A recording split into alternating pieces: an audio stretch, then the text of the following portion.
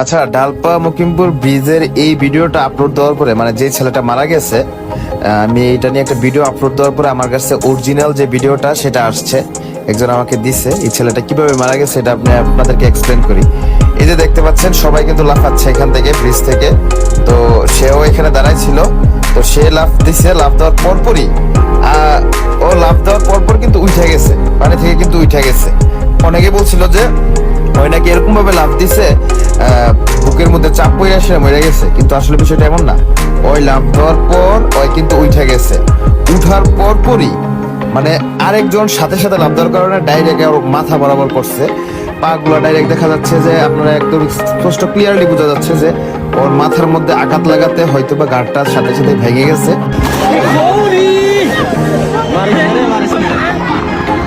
হয়তোবা তখনই তার মৃত্যুটা হয়। পরে আর পানি থেকে উঠে না। সবাই কিন্তু আবার তাকে দেখতেছে যে ওই কিন্তু উঠতেছে না। সবাই কিন্তু অবাক হয়ে গেছে, হাই রে কি হইলো হঠাৎ করে।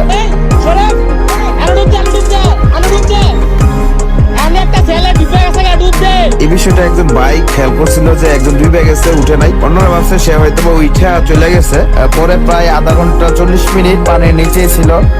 অনেকে চিল্লায় বলতেছিল যে ভাই ওইখানে একজন আছে, ওইখানে একজন আছে। ভিডিওটা দেখতে পাচ্ছেন।